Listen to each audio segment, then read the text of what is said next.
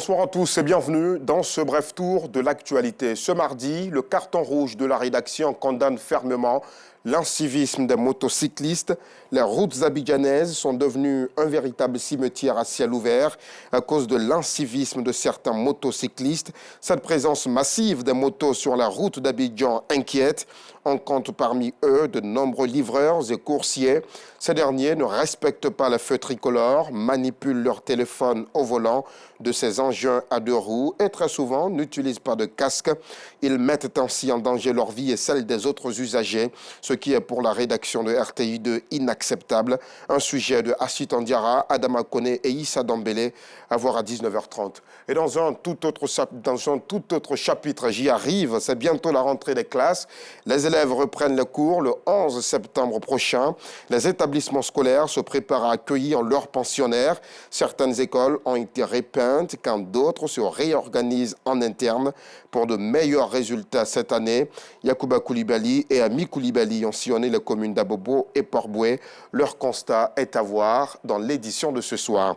Hors de nos frontières, le Mali a adopté cette semaine un nouveau code minier permettant à l'État de prendre jusqu'à 30% de participation dans le nouveau projet et d'augmenter le revenu tiré d'un secteur capital pour l'économie. Le chef de l'État, le colonel Assimi Goïta, a promulgué le code hier lundi.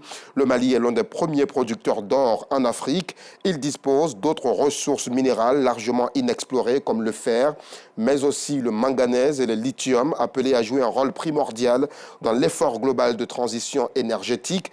Avec 72,2 tonnes produites en 2022, dont 6 tonnes par l'orpaillage artisanal, l'or à lui seul contribuait à 25% du budget national, 75% des recettes d'exportation et 10% du produit intérieur brut, disait en mars le ministre des Mines d'alors, Lamine Seydou Traoré. Le secteur minier malien est dominé par les groupes étrangers, notamment les Canadiens, les Australiens, qui opèrent malgré l'expansion terroriste et l'instabilité politique auquel le pays est livré depuis plusieurs années. Et depuis le 15 avril, la guerre entre l'armée soudanaise et les forces de soutien rapide FSR du général Mohamed Hamdan Daglo a fait au moins 5000 morts. Un bilan très sous-estimé en raison du chaos général et qui s'alourdit ce mardi 39 août avec la mort de moins de 39 personnes. Les victimes, en majorité des femmes et des enfants, ont péri à Niala, le chef-lieu du Darfour Sud, c'est dans l'ouest du pays.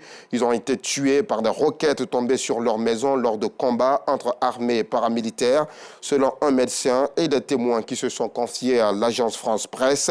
5 familles entières ont été tuées en une journée et d'autres ont perdu 3 ou 4 de leurs membres, rapporte de son côté le militant des droits humains Gouja Ahmed, originaire de la localité. Des images mises en ligne sur les réseaux sociaux que l'AFP n'a pas pu authentifier dans l'immédiat montrent des dizaines de corps alignés, recouverts de linceul, puis des hommes les mettant en terre dans une immense fosse. Selon l'ONU, depuis le 11 août, plus de 50 000 personnes ont été forcées de fuir Niala, la deuxième ville la plus peuplée du Soudan, en raison de l'intensité des combats.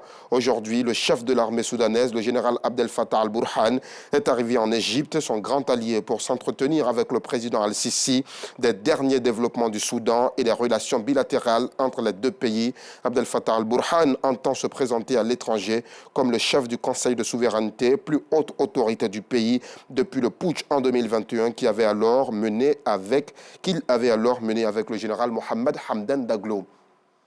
C'est sur cette note que l'on met un terme à ce bref tour de l'actualité. On se retrouve bien évidemment à 19h30.